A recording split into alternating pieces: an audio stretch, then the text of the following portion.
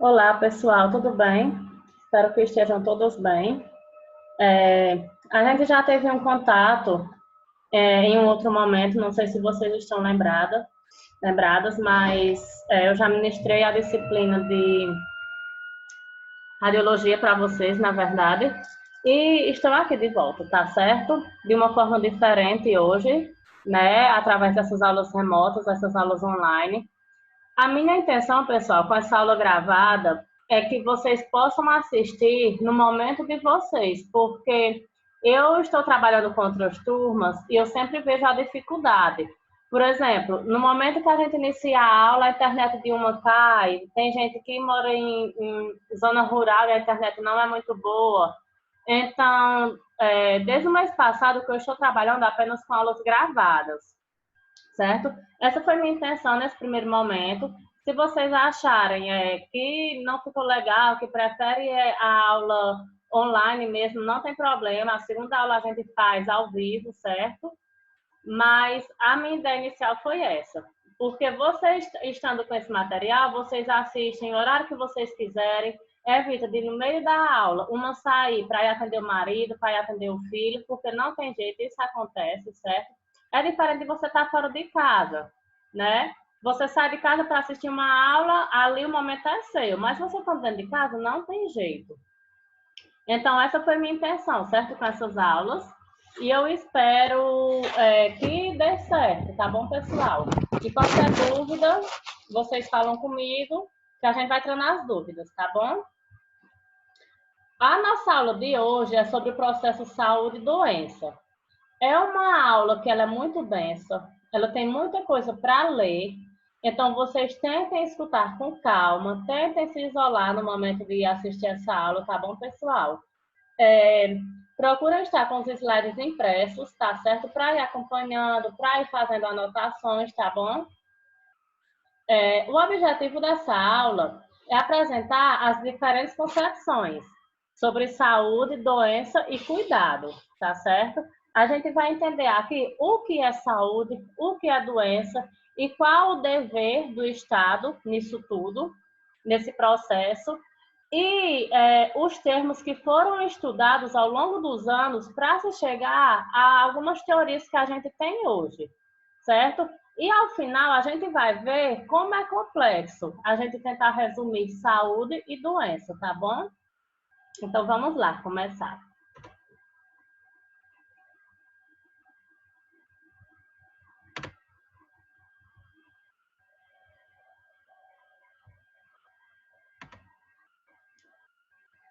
Processo saúde e doença. Quadros clínicos semelhantes, ou seja, com os mesmos parâmetros biológicos, prognóstico e implicações para o tratamento podem afetar pessoas diferentes de forma diferente, resultando em diferentes manifestações de sintomas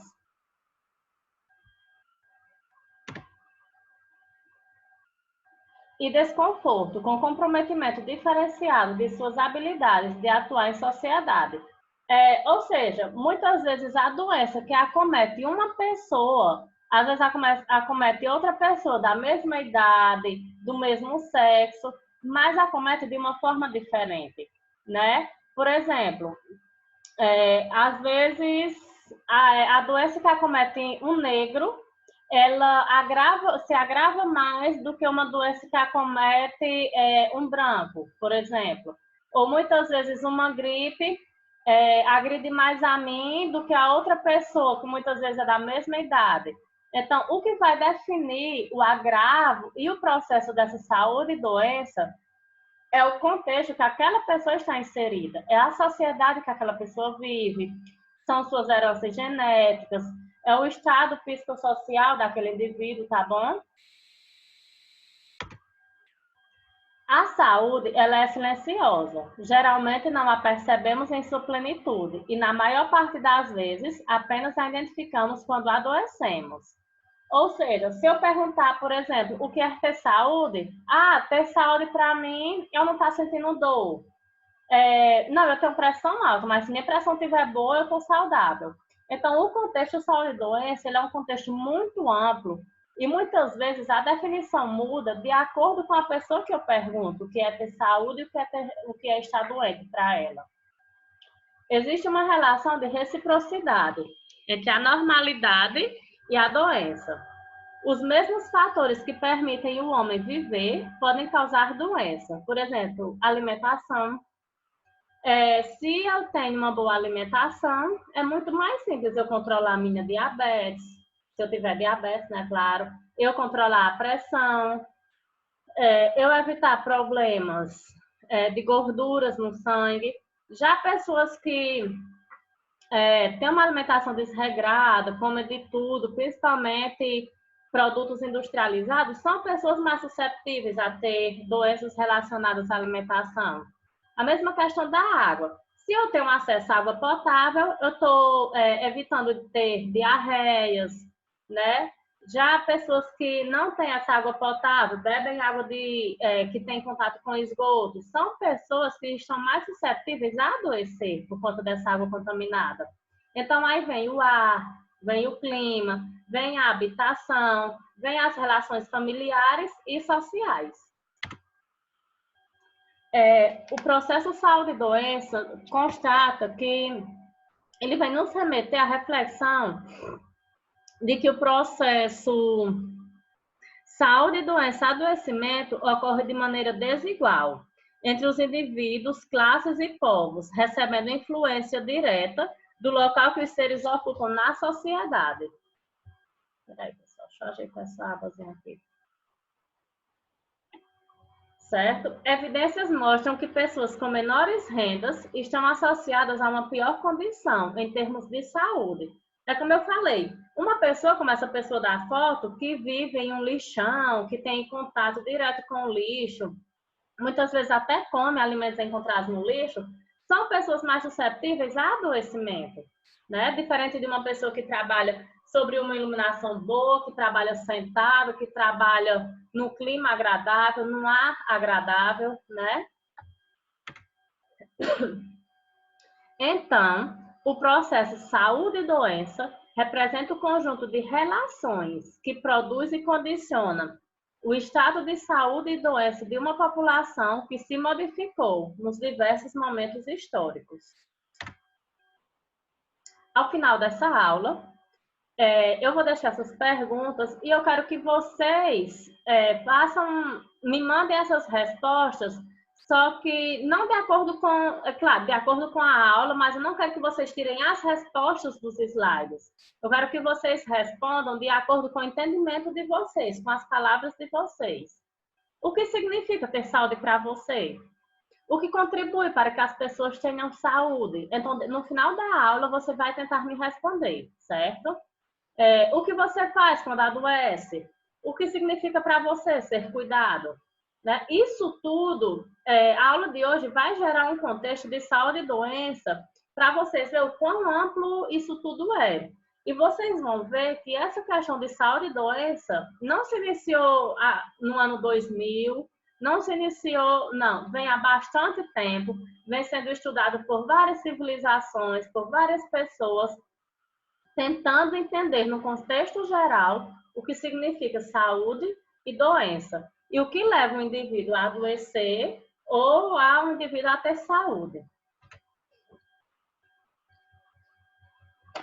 Na prática clínica, ter saúde é quando você tem ausência de doença.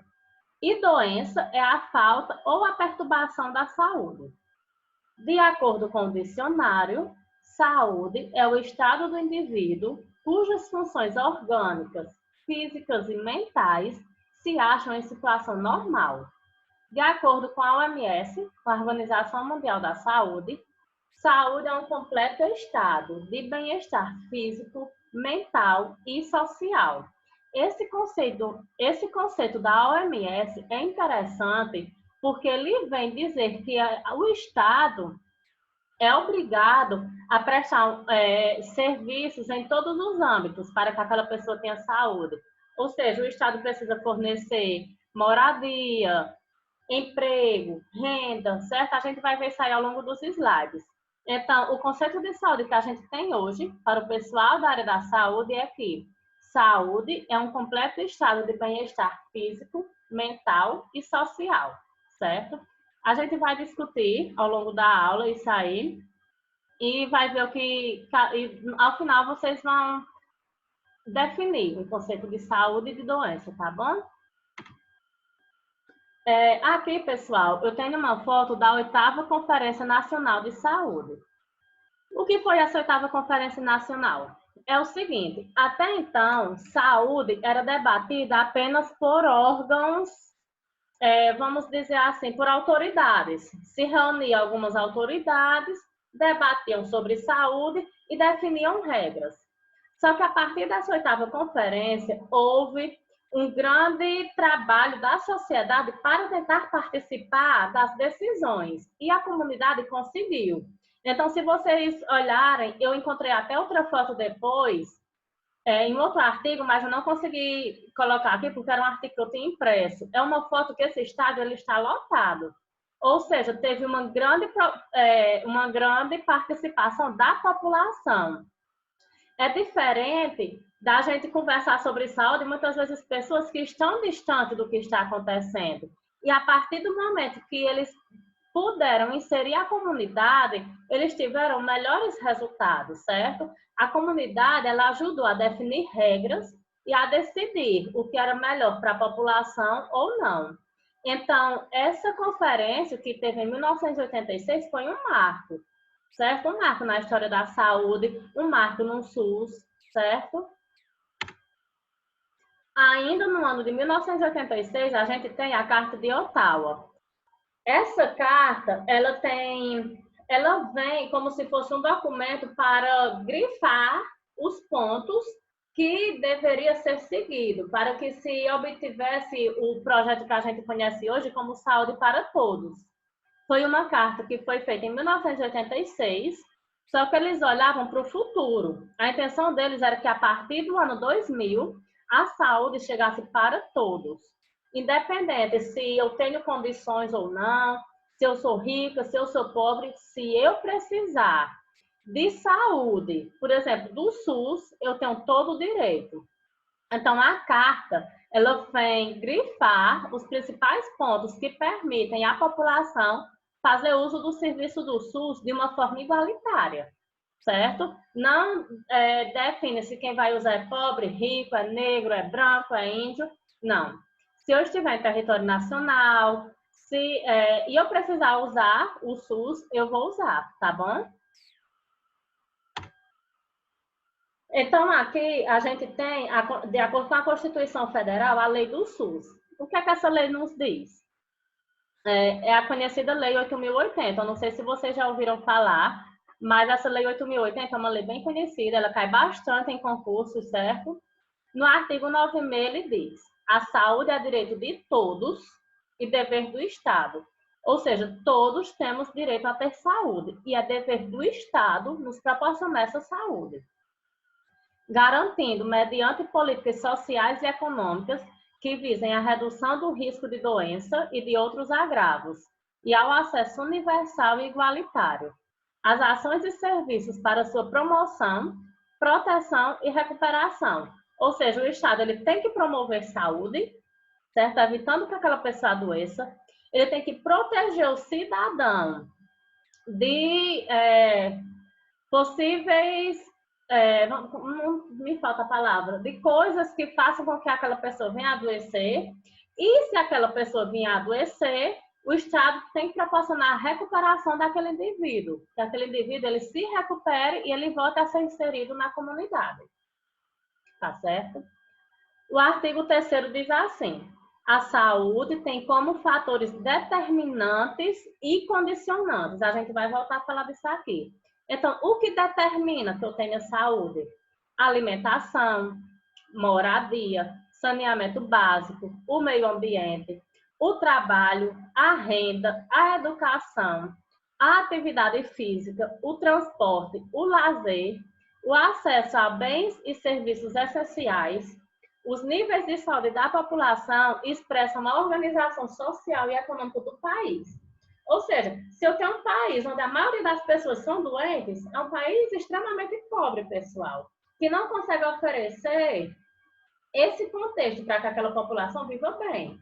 Se eu tenho um país mais equilibrado, é um país onde eu tenho poucos desempregados, é um país onde a maioria das pessoas tem uma boa alimentação, certo? Então, a 8ª Conferência Nacional de Saúde, ela conceituou o que era doença. Para eles, a doença é um sinal da alteração do equilíbrio homem-ambiente, estatisticamente relevante e precocemente calculável, produzida pela transformação produtiva, territorial, demográfica e cultural. Ou seja, para aquele indivíduo adoecer, é possível que o Estado ele perceba antes. Por exemplo, se o Estado sabe que aquela população vive em uma área de risco, ele sabe que aquela população está propensa a receber doenças. Muitas vezes uma mulher que mora com um agressor e o Estado não conseguiu defender aquela mulher é uma mulher que está propensa a sofrer agressões, a se internar por conta dessas agressões e muitas vezes vir a óbito, certo? Então, é por isso que fala que a doença ela é precocemente calculável, né? Se eu sei que eu tenho um grupo de risco que não, vamos dizer, certa área da cidade as crianças não estão indo à escola, são crianças expostas à violência, ao uso de drogas, são crianças que não têm uma cultura, então aquelas crianças elas estão mais propensas a desenvolver algum tipo de doença, certo? Então é calculável, eu tenho uma ideia de quantas pessoas naquela população podem vir a adoecer. Então, o ser humano, ele é tido como... como é que eu posso dizer? O ser humano, ele é organizado de forma a receber informações, organizar essas informações, armazenar e gerar outras informações. E daí ele vai atribuir significados. E esses significados que ele atribui a cada informação dessa que ele recebe, que ele gera, é que vai definir o seu estado, saúde, doença e o seu equilíbrio. Ou seja, para que uma pessoa ela esteja bem, ela tenha saúde, é necessário que exista um contexto biológico, psicológico e social saudável. Porque aquela pessoa, ela é influenciada tanto pelo seu biológico, por exemplo, é uma pessoa que na família dele tem um histórico de câncer. Então, o biológico daquela pessoa já é afetado, certo? É uma pessoa que mora em uma sociedade onde a maioria faz uso de drogas. Então, a sociedade que aquela pessoa está inserida lhe proporciona um adoecimento mais fácil. Ou seja, o que a gente quer dizer é que para ter saúde é necessário que exista um controle biológico, psicológico e social de cada indivíduo, tá certo? Então, a partir de agora, a gente vai estudar os modelos de saúde. Qual a importância de estudar esses modelos de saúde? A gente vai tratar desses modelos, que são modelos diferentes, certo? E eles tentam explicar o processo saúde, doença e cuidado. Eles mostram e nos fazem entender como o assunto ele se faz presente na nossa vida desde a antiguidade. Esse panorama histórico que eu trouxe para vocês vai ajudar vocês a entenderem as proximidades com os conceitos saúde, doença e cuidado da atualidade que a gente tem hoje. Cada modelo desse, que muitos vêm desde os tempos remotos, eles nos ajudaram a chegar no que a gente tem hoje, do processo saúde e doença. Então, a gente vai trabalhar com o modelo religioso, com o modelo holístico, empírico racional, biométrico, sistêmico e história natural da doença. Tá bom, pessoal? Eu quero que vocês prestem bastante atenção a partir daqui, tá certo? Para que não fique nenhuma dúvida. Vamos lá? O primeiro modelo é o modelo religioso. mágico ou xanamístico. Como o nome já está dizendo, é bem fácil, né? Você já tem mais ou menos uma noção do que é esse modelo.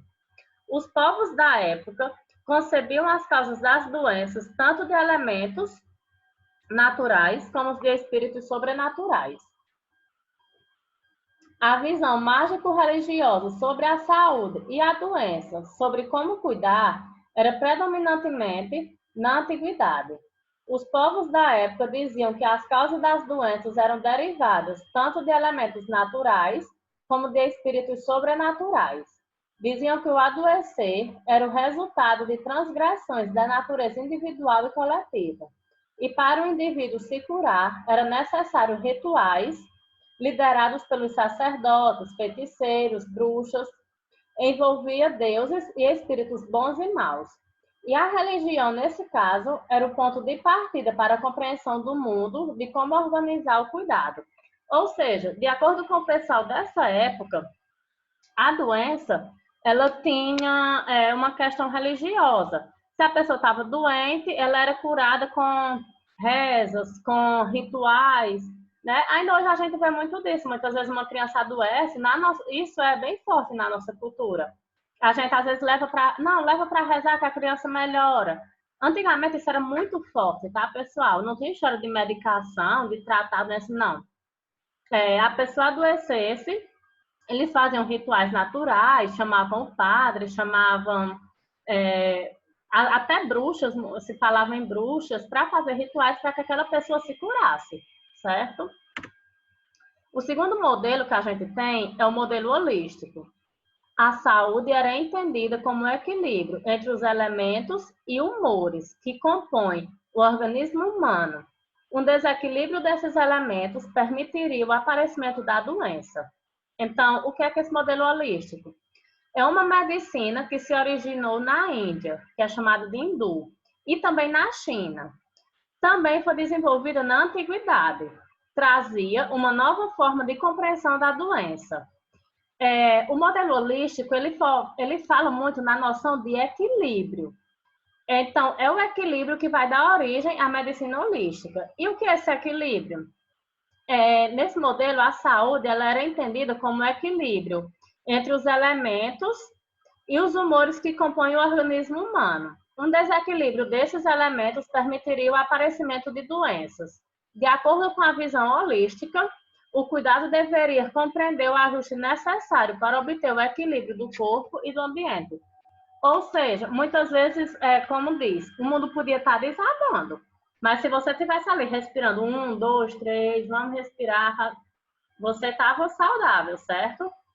É um modelo que está baseado muito no pensar, na calma, na respiração, certo? Eles acreditavam que se você conseguisse você parar ali, respirar, pensar em coisas boas, a doença podia estar rodeada ali em você, mas você não ia pegar aquela doença, entendeu? O terceiro modelo que a gente traz aqui é o modelo empírico racional. Esse modelo, ele busca encontrar as explicações não sobrenaturais para as origens do universo e da vida, bem como para a saúde e a doença. Defende que os elementos água, terra, fogo e ar estavam subjacentes à explicação sobre a saúde e a doença. A explicação empírica nacional se inicia no Egito. Era uma tentativa dos filósofos para encontrar explicações não sobrenaturais para a saúde e para a doença. Hipócrates, que é esse carinha aí da foto, ele estabeleceu a relação homem e meio, com o desenvolvimento da sua teoria, onde ele dizia que a saúde ela era fruto do equilíbrio desses elementos, água, terra, fogo e ar. Se existisse um equilíbrio, a pessoa tinha saúde. A partir do momento que um desses elementos estavam desequilibrados, então acontecia o processo de doença. Aí aqui a gente já entra em um modelo mais aceitável para os tempos de hoje. Foi a partir desse modelo biomédico que começou a se ter uma noção mais abrangente, principalmente do que causa adoecimento. É um modelo que ele predomina até hoje, tá, pessoal? É aceitável até hoje. Ele está centrado na explicação da doença. A causa das doenças passavam a estar no fator externo ao organismo, e o homem recebia aquela doença. Olha aqui a gente já começa a falar mais no meio ambiente, tá certo? Até então, era como se o meio ambiente interferisse, mas não de forma tão direta. Por exemplo, no modelo holístico, o mundo podia estar desabando. Se você estivesse ali fazendo sua respiração e centrada, a doença não lhe atingiria. Já nesse modelo biomédico, eles entendem que o meio ambiente afeta diretamente a saúde, porque o ser humano recebe. Então, a partir daqui, já começa a se estudar o meio ambiente para ter respostas sobre o adoecimento, certo? A doença, o conceito biomédico da doença é definido como desajuste ou falha nos mecanismos de adaptação do organismo. É um processo que conduz a uma perturbação da estrutura ou da função de um órgão, de um sistema ou de todo o organismo, ou de suas funções vitais. O modelo biomédico focou-se cada vez mais na explicação da doença e passou a tratar o corpo em partes cada vez menores. Numa perspectiva crítica, defende-se que o homem é visto como corpo-máquina, o médico é visto como mecânico e a doença como defeito dessa máquina. Foi também nessa época que houve a explicação para as doenças, que começou a ser relacionadas a situações ambientais. A causa das doenças passava a estar no fator externo ao organismo e o homem recebia aquela doença. Certo? Vocês estão entendendo? Então, eles começaram a tratar o corpo, um exemplo que eles dão é da máquina. Eles entendiam que o homem adoecia, era necessário um mecânico, que é o médico, para tratar aquela máquina. E o que trazia, o que causava aquela máquina era a doença.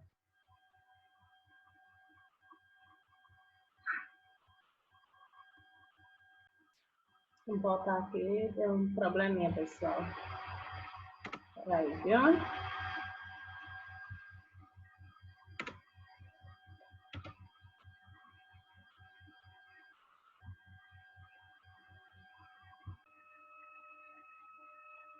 Pronto, vamos retomar aqui. A gente parou no modelo biométrico. Agora a gente entra no modelo sistêmico, certo, pessoal? Esse modelo sistêmico... O computador está travando. Esse modelo sistêmico, ele vem mostrar que tudo que acontece na nossa vida, o alimento que a gente come, a água que a gente bebe, a política que a gente vive, tudo está inserido para o processo de saúde e doença, certo? É um sistema. E quando ocorre falha em algum desses sistemas, vai acontecer o adoecimento. Por exemplo, a gente tem os agentes patogênicos, os fatores ambientais. Agentes patogênicos são os agentes que causam a doença. Fatores políticos, água contaminada, hábitos alimentares, baixo poder aquisitivo. Então, isso tudo, se tiver um equilíbrio, faz com que aquele indivíduo ele esteja saudável. A partir do momento que esse sistema falha, que uma parte desse sistema falha, aquela pessoa vem a adoecer.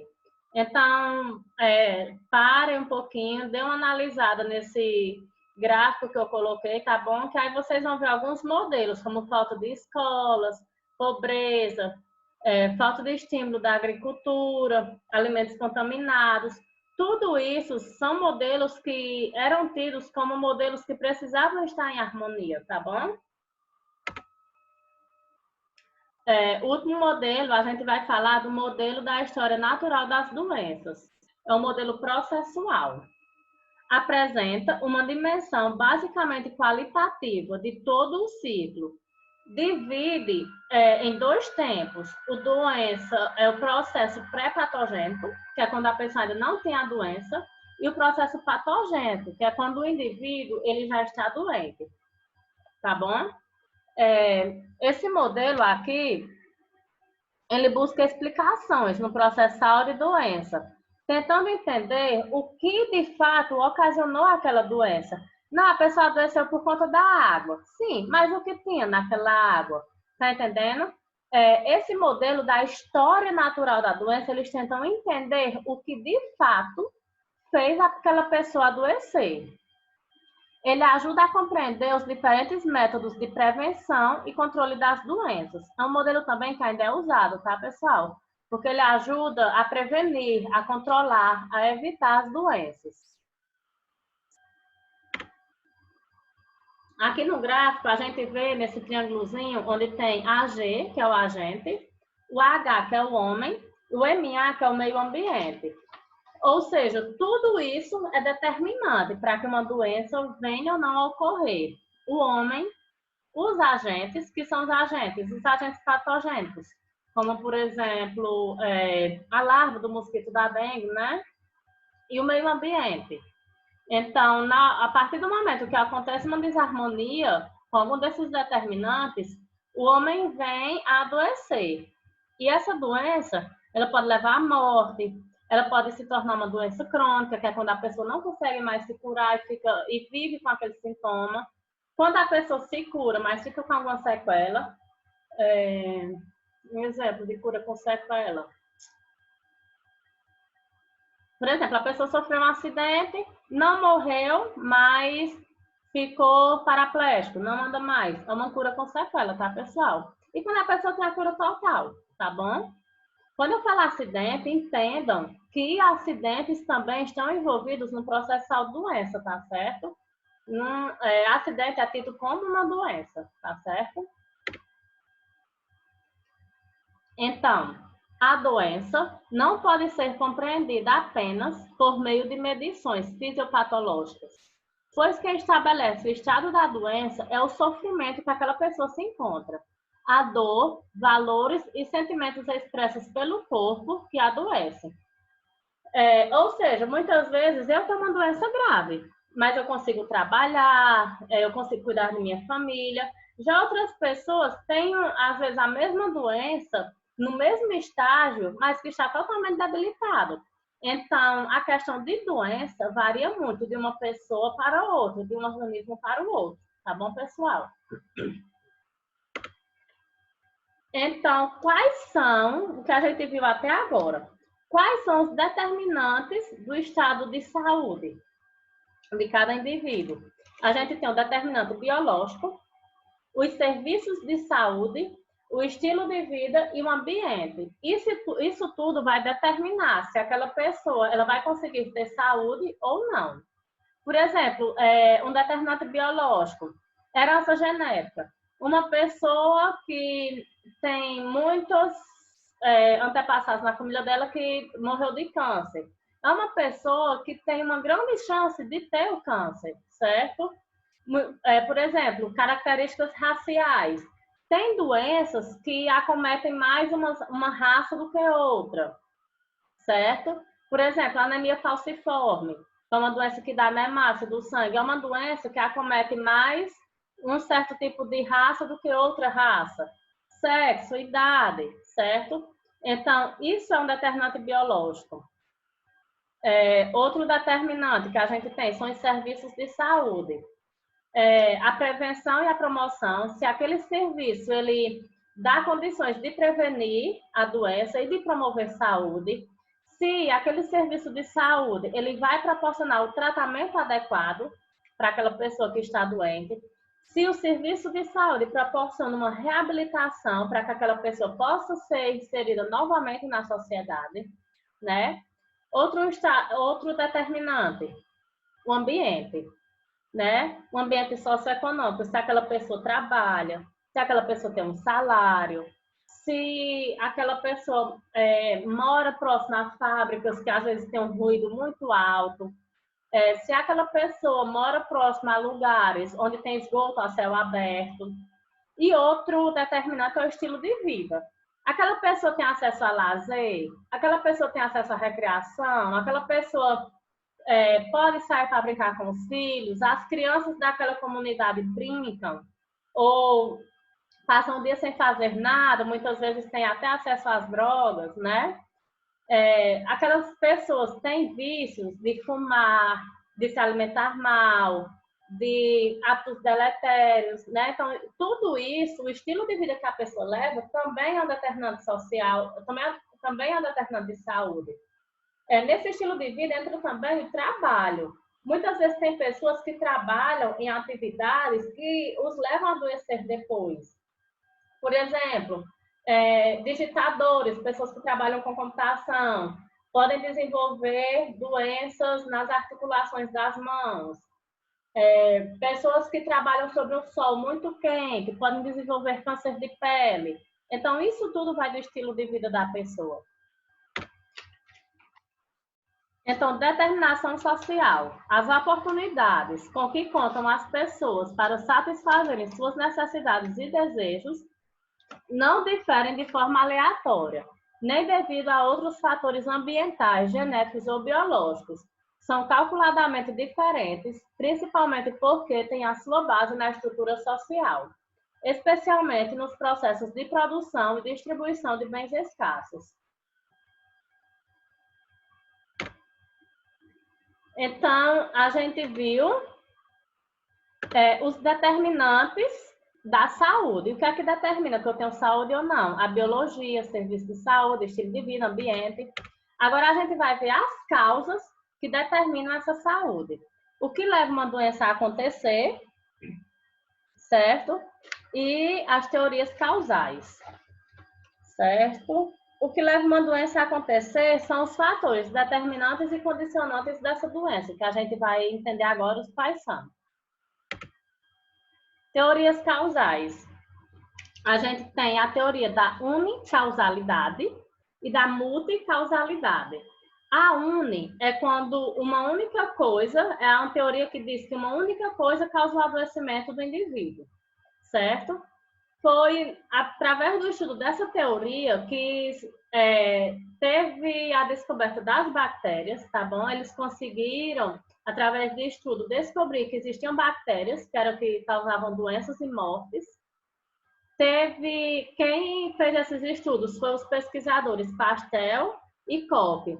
Eles definiram que os micróbios estavam associados às doenças. E eles tiveram uma teoria, que toda doença tem um agente biológico, certo? Para eles, toda doença tem que ter um agente biológico. O que é um agente biológico? O vírus, a bactéria, né, um protozoário, tem que ter um agente biológico. Hoje a gente sabe que não, pessoal. Por exemplo, uma pessoa que está doente de depressão, ela não tem um agente, esse agente externo. Não é uma teoria de unicausalidade, na verdade.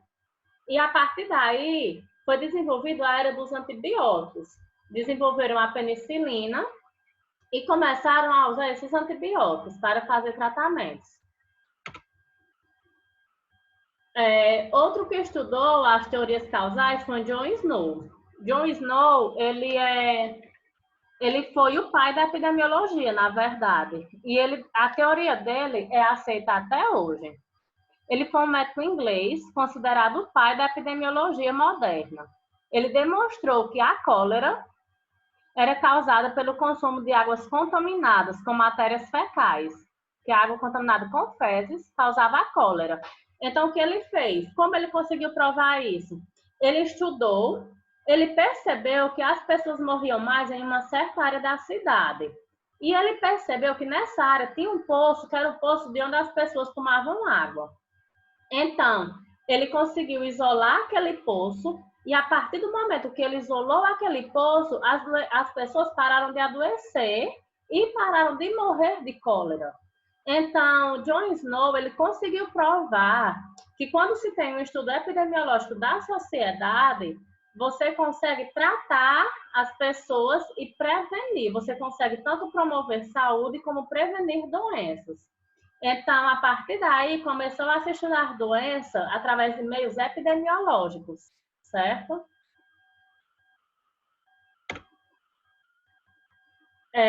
Aí a gente vê aqui também, nas teorias causais, a classificação, né, das doenças. As doenças, elas podiam existir através de agentes etiológicos, como bactérias, vírus. As doenças podem existir através de alterações genéticas, como, por exemplo, a translocação de cromossomos, Por exemplo, uma criança com síndrome de Down, né? A gente sabe que é uma alteração cromossômica que faz com que a criança nasça com aquela síndrome. Agentes químicos, por exemplo, pessoas que trabalham com radiação, como a gente até falou na aula de radiologia, pessoas que ou fumam, ou moram com pessoas que fumam, ou vivem perto de pessoas que fumam.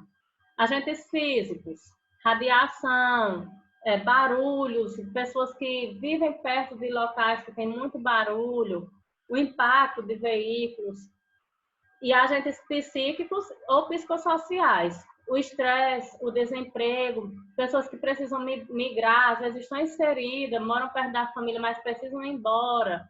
Muitas vezes o estresse da viagem faz com que a pessoa adoeça, certo?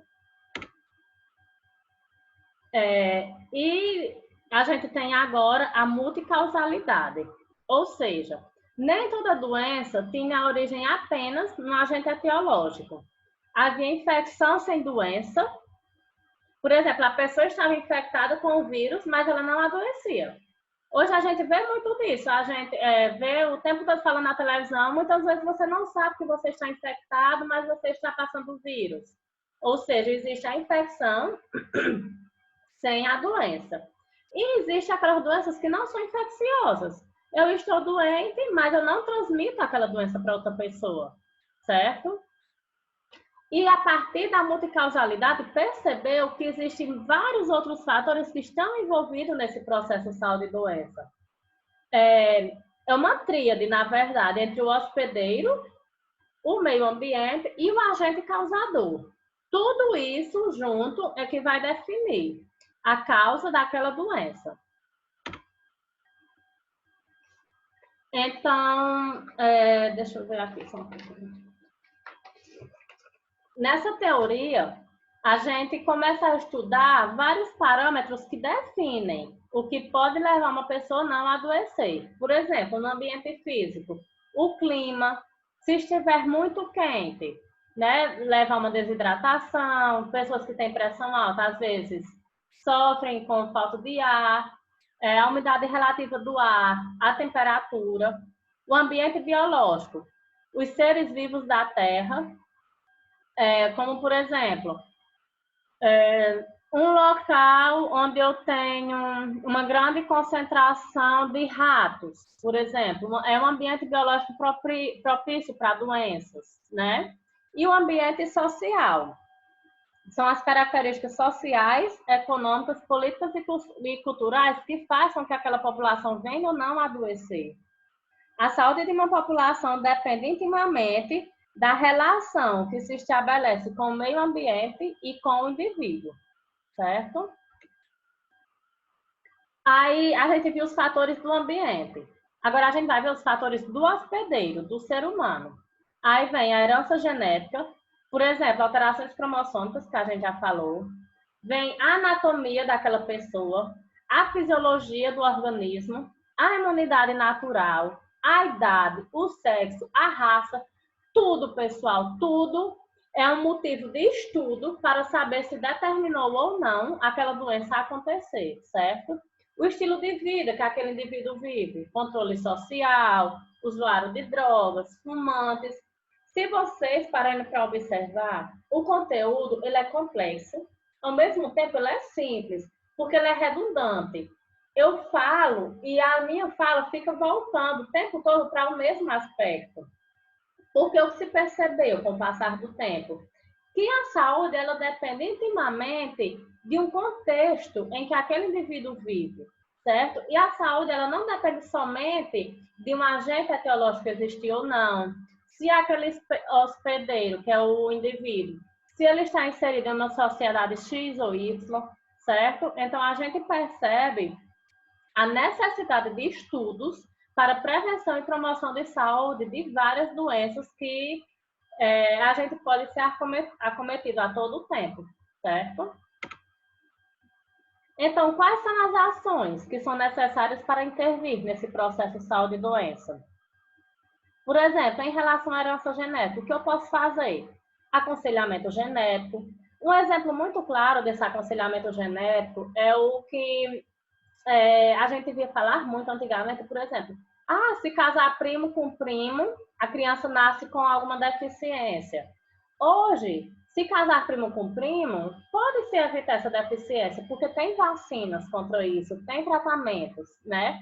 Então, isso é aconselhamento genético. Se casar uma pessoa de uma raça com uma pessoa de outra raça, tem mais chances daquela doença daquela criança nascer com alguma doença. Então, vamos cuidar antes, né? O diagnóstico pré-natal, para que serve? Saber se a criança vai nascer bem, saber se aquela criança está bem formada. E esse diagnóstico pré-natal, ele abre já para outro parâmetro, que é o aborto terapêutico. Esse aborto acontece quando? Quando, por exemplo, aquela mulher ela tem risco de morte ou de invalidez por conta daquela gestação. Quando a criança ela tem uma malformação tão grande que ela vai morrer logo após o parto. Então, é um aborto que a mulher pode decidir fazer para interromper aquela gestação, visando sua saúde, né? E visando levar mais para adiante uma gestação que o bebê, infelizmente, possa vir não nascer ou, se nascer, morrer de imediato, certo? Em relação à anatomia e à fisiologia, aí a gente tem a imunização, no caso, por exemplo, as vacinas, e a gente tem também a manutenção do peso. Por exemplo, uma pessoa que se mantém no peso é uma pessoa que ela está intervindo nesse processo de saúde e doença. Uma pessoa obesa ou uma pessoa magra demais, ela tem muito mais facilidade de adoecer, né? O estilo de vida, controle social e autocontrole e usuários de drogas, certo? Não fumar, por exemplo, evitar promiscuidade sexual, o que é isso? Pessoas que, vamos dizer, tenham uma vida sexual desorganizada, sem se preservar, que tem vários parceiros, isso tudo pode trazer desenvolvimento de outras doenças, tá certo?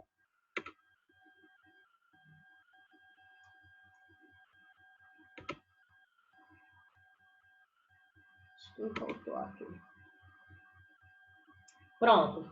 No meio ambiente, aí a gente tem o saneamento das águas, saneamento do ar, saneamento do solo. Um solo, por exemplo, você construiu sua casa em um solo vizinho a um lixão. Esse solo ele vai produzir gases, esses gases fazem mal à saúde, então é um solo contaminado. A água que vem pode ser uma água contaminada, certo? O meio biológico, controle de vetores. Como é, doutora? Como é, professora, esse controle de vetores? Por exemplo, quando vem o pessoal da epidemiologia, abre sua caixa d'água e coloca lá os peixinhos que vão comer o mosquito da dengue. Então, ali a gente está fazendo um controle de vetores. Aqueles peixinhos, eles vão impedir que o mosquito ele venha a nascer, né? Ele venha a eclodir, certo? Porque os peixinhos, eles vão comer. Então, a gente tem a vigilância do alimento, certo? A gente tem a eliminação dos vetores na cidade, certo? Por exemplo, o carro do fumacê, quando passa, que é para tentar diminuir ou acabar com o mosquito também. E a gente tem o meio social, com características sociais, econômicas, políticas e culturais. Determinação social da doença no século XX. Houve uma centralização do hospedeiro, estudou-se as desigualdades sociais, o desencadeamento dos fatores que estavam associados às doenças, e se percebeu que a doença ela está muito ligada a uma sociedade injusta. Como, por exemplo, a mortalidade infantil, ela acontece mais nos bolsões da pobreza. É muito difícil você ter uma morte infantil quando a gente se fala em uma sociedade de uma classe mais elevada. Já na pobreza, a gente vê muito, certo? Essa mortalidade infantil. Aqui, nesse gráfico, vamos ver aqui o que é que ele está dizendo. Aqui são as causas de morte de pessoas com menos de 75 anos. Então, observem bem, uma pessoa com diabetes, por que foi que ela morreu? Ela já tem diabetes, essa pessoa. Então, ela pode morrer ou pelo estilo de vida dela, ou pelo ambiente, ou pelo biológico, ou pelo serviço de saúde, certo? Por exemplo, a gripe. 23 pessoas morreram de gripe por causa do seu estilo de vida. Como? Muitas vezes pessoas que, deixa eu ver aqui, fumam, pessoas que fumam. Então, por conta daquele estilo de vida, ele desenvolveu uma pneumonia e ele faleceu, certo? Por conta do ambiente. Aquela pessoa, ela não fuma, mas ela convive com o fumante. Ela tem um fumante dentro de casa. Ou então, ela mora em uma área de uma fábrica que libera muito ar poluído e ela desenvolveu uma pneumonia. Então, ela morreu por conta do ambiente. Biológico é quando aquela pessoa ela já nasceu com a pneumonia. Ela já tem, então foi se agravando e ela morreu da pneumonia que ela já nasceu. E os serviços de saúde, quando muitas vezes a pessoa procura o serviço de saúde e não tem o tratamento adequado e eficaz, em vez de ela melhorar, ficar curada e ser inserida na sociedade, ela morreu. Então, aqui a gente tem várias mortes e por que aquela pessoa morreu, certo? Então, a gente tem doenças de coração, câncer, acidentes. E a porcentagem, se morreu por conta do estilo de vida, se morreu por conta do ambiente, se morreu porque já nasceu com aquele problema, certo? Se morreu por conta dos serviços de saúde. Interessante, onde tem aqui acidentes.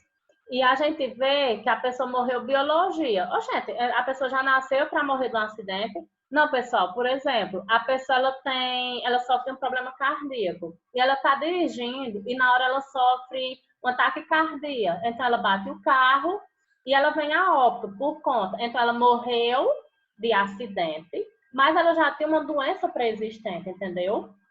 Então esse gráfico, ele mostra bem, ele nos prova que não existe uma única causa para as doenças e para que as pessoas morram. A doença é uma, mas a causa de morte pode ser várias, entendeu? História natural da doença. As interrelações do agente, do susceptível e do meio ambiente que afetam o processo global e seu desenvolvimento desde as primeiras forças que criam o estímulo, processo patológico no meio ambiente ou em qualquer outro lugar, passando pela resposta do homem ao estímulo através das alterações que levam a um defeito, invalidez, recuperação ou morte. E a gente ainda tem os fatores determinantes divididos em dois grupos. Os endógenos, que são os que dependem do homem ou que estão no homem, e os exógenos, que são os que dependem do meio ambiente, não dependem do homem. Endógeno são fatores determinantes que, no quadro geral da doença, eles são inerentes ao organismo e estabelecem a receptividade do indivíduo. Por exemplo, a herança genética, a anatomia, a fisiologia desse organismo, o estilo de vida, certo? Os exógenos são fatores que dizem respeito ao ambiente. O ambiente biológico, o ambiente físico, o ambiente social, certo? Como a gente já vinha falando antes. Então, pessoal, eu peguei um artigo e nesse artigo vinha vários trechos de uma entrevista. O entrevistador pegava uma pessoa e perguntava a essa pessoa: o que é ter saúde para você? Aí eu recortei o trechozinho, eu coloquei aqui para vocês, para a gente ler junto. Olha que legal. Isso aqui foi a resposta de um entrevistado. O que é ter saúde para você? Aí a pessoa respondeu: significa, acima de tudo, bem-estar, paz de espírito, estar em harmonia espiritual, física, mental e psicologicamente, e também capacidade e vontade para desempenhar os diversos papéis que a vida exige. Quando se está vivendo num estado harmonioso e o meio em que se vive não nos afeta como um problema insolucionável, mas quando algo passageiro pelo qual devemos passar, Conseguimos, então, ficar bem conosco e com o mundo. Também significa, dentro de uma visão mais concreta, saber que o corpo está bem e apto a te conservar vivo por muito tempo. É ter uma excelente disposição para poder trabalhar. É estar feliz e bem com a vida, pois sem saúde não se tem felicidade. É bem legal, né, esse contexto. Depois, com calma, vocês peguem e dêem uma lida, só para vocês entenderem a abrangência do conceito de saúde. No slide seguinte, a pergunta é: o que é estar doente para você? Essa mesma pessoa respondeu assim: significa estar sem possibilidades. É não estar no clima harmonioso com a vida. Significa que a homeostase, ou seja, o equilíbrio, foi rompido. Quando algo não está bem, quando algum dos setores da nossa vida não se encontra bem, quando o ambiente nos afeta de alguma maneira, seja ela financeira, na vida pessoal, ou profissional, trazendo desequilíbrio para a nossa vida. É estar com mal-estar, má disposição com o corpo, cansada ou sentindo alguma dor. Então, o conceito saúde e doença são conceitos que não são definidos. Não existe um conceito definido sobre saúde e doença. É um conceito que depende muito da sobrevivência, da qualidade de vida e da própria produção de vida de cada indivíduo. E depende diretamente do lugar de onde está, dos tempos em que se vive e dos contextos em que estamos inseridos. Por exemplo, do tempo em que se vive, esse tempo que a gente está vivendo hoje de isolamento social. É um tempo onde a gente vai ter uma série de pessoas com depressão, com estresse, porque não aguenta mais estar trancado, não aguenta mais estar em casa. Então, o tempo, nesse contexto, ele vai ser um causador de doença. Foi perguntado a uma outra pessoa nesse mesmo estudo o que significa para ela saúde, normalidade e risco. E ela respondeu o seguinte: minha saúde eu acho normal, né? E no momento tá boa, porque eu não estou com dificuldades, eu não sinto nada. E mesmo que eu tenha problema de válvula, febre reumática, eu estou bem. Assim, só sinto alguma coisa quando tá calor, muito calor. Aí eu sinto um pouco de falta de ar. Se eu subir escada muito alta, eu fico muito cansada. Não posso andar muito, nem subir ladeira, que eu fico muito cansada. Mas a não ser isso, eu não sinto mais nada. E trabalho normal. Ou seja, se a gente observa esse trecho, a pessoa ela tem várias enfermidades.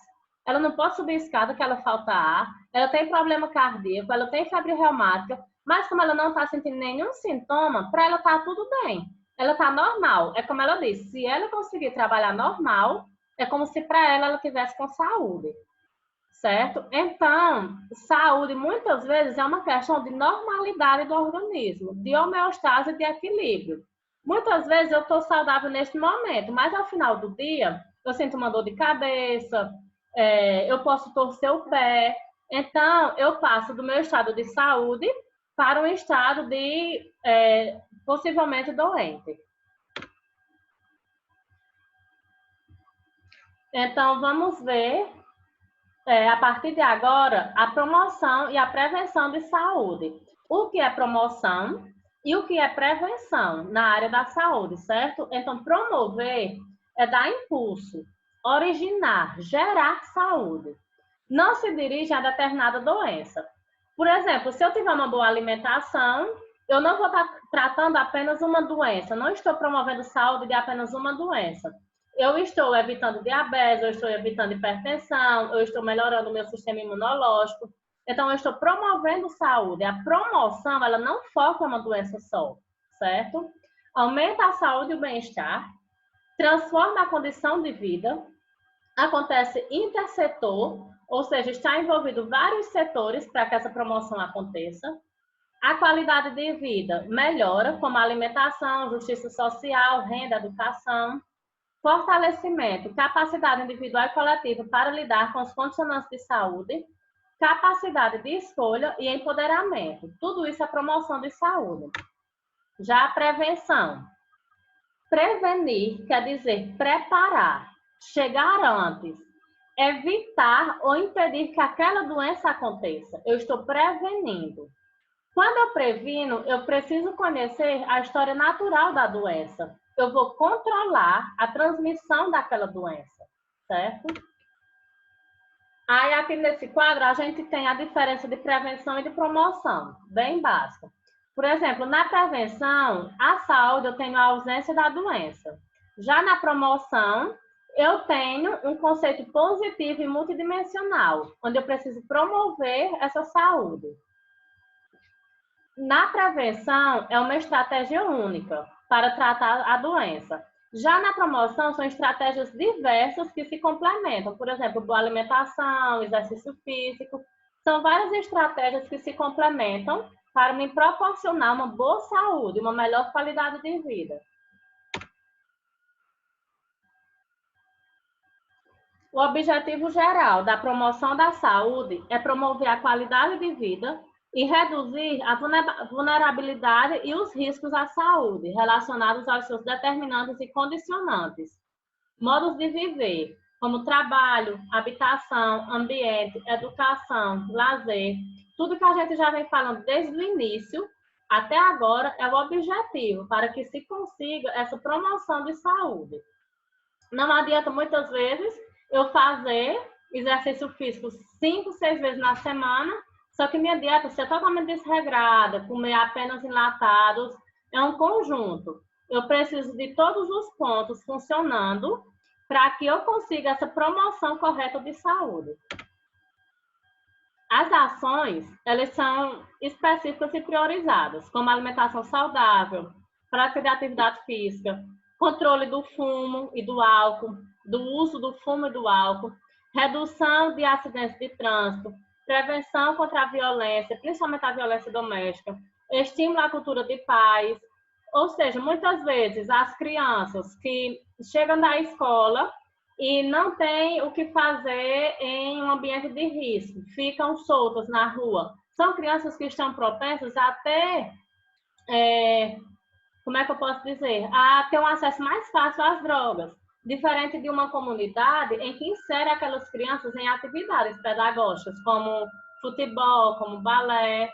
Então, eu tirando essas crianças da rua, eu estou promovendo uma cultura de paz e eu estou promovendo também saúde.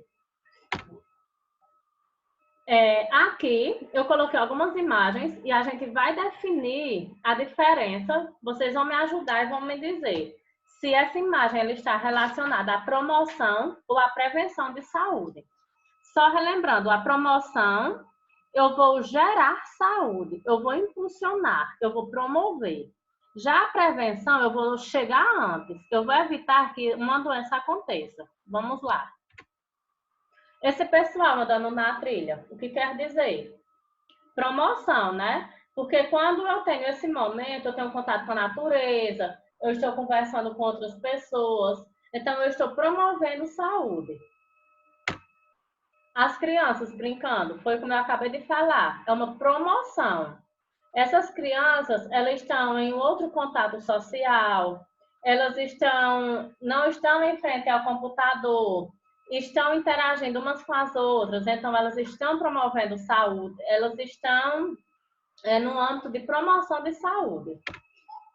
Já aqui nessa cesta de frutas, é o quê? Promoção ou prevenção? Promoção, né, pessoal? Quando eu tenho uma alimentação balanceada, rica em frutas, alimentos, rica em fibras, hortaliças, então eu estou promovendo saúde. Eu estou evitando que meu organismo entre em colapso através de uma alimentação ruim. Eu estou evitando diabetes, excesso de peso, certo? O uso da camisinha. Prevenção. Eu estou prevenindo uma gravidez indesejada. Eu estou prevenindo doenças sexualmente transmissíveis. Então, o uso da camisinha, ele entra no patamar de prevenção. O autoexame da mama, prevenção. Se eu faço o autoexame e eu detecto alguma coisa logo no início, um nódulo, então eu tenho mais estrutura para tratar. É mais fácil de eu me curar desse problema. A vacina entra como prevenção. Se eu tomo uma vacina contra sarampo, eu estou me prevenindo de desenvolver sarampo, certo? O uso de máscaras, que está todo tempo hoje no nosso ouvido, buzinando use máscara, prevenção, certo, pessoal? Quando eu uso a máscara, eu me previno e eu previno outras pessoas. Se eu não estou doente, eu evito de receber esse vírus de outra pessoa que não esteja usando máscara, certo? Ou que espirra ou que tussa perto de mim. E se eu estou doente e eu uso essa máscara, eu evito que esse vírus ele se dissipe no meio e outras pessoas que estejam bons peguem esse vírus. Então, aqui é prevenção. As crianças na escola, promoção. Tem estudos que mostram que as pessoas, quanto mais alfabetizadas, melhores elas cuidam da sua saúde. Então, quando eu tenho essa imagem de um ambiente de sala de aula, eu estou promovendo saúde, certo? Exercício físico, promoção. Eu vou melhorar meu condicionamento físico, eu vou melhorar meu peso, eu vou melhorar minha resistência, eu vou melhorar minha imunidade. Então, eu não estou falando de apenas uma doença. Quando eu falo de uma, eu estou prevenindo, como no caso a camisinha ou o álcool da mama. Uma. Quando eu falo de promoção, eu estou abrangendo várias doenças que eu posso evitar através desse ato. O emprego é uma promoção, certo? Se eu tenho um emprego, eu tenho com que trabalhar, eu tenho minha renda, eu consigo evitar muitas vezes, vamos dizer, uma depressão, um estresse, tá ok? Nessa imagem aqui, eu estou prevenindo, certo? Eu estou prevenindo cárie, estou prevenindo mau hálito. Já na imagem seguinte, eu estou promovendo saúde. Eu estou ensinando essa criança a fazer a escovação. E estou ensinando ela que se ela fizer a escovação, ela não vai ter o bichinho da cárie na boca dela. Nessa última imagem aqui, a imagem do câncer bucal. Então, se eu faço esse exame em frente ao espelho, eu estou prevenindo, eu estou evitando. Porque se eu faço e eu percebo alguma alteração na minha boca, eu consigo prevenir, cuidar e tratar, para que eu volte a ser inserido o mais rápido possível na sociedade. Tá bom? Bom, pessoal, então a aula de hoje foi isso, tá bom? Eu espero que vocês tenham entendido, que tenha dado tudo certo, não tenha ficado uma aula muito longa, certo? Qualquer dúvida, eu vou estar em contato com vocês através do WhatsApp, vocês entrem em contato comigo. Se não tiver dado certo dessa maneira da aula gravada, a próxima a gente pode fazer ao vivo, fica a critério de vocês. E qualquer dúvida, entre em contato comigo. Outra coisa, eu vou deixar a atividade. Essa atividade eu quero que vocês façam, porque vai ser um complemento à aula, certo? Tem um filme para vocês assistirem que eu vou colocar. E tem 2 artigos para vocês lerem e as perguntas. Tudo isso vai fazer com que eu dê a nota no final. Vai ajudar, vai integrar o resultado da nota, tá ok? Fiquem com Deus, pessoal.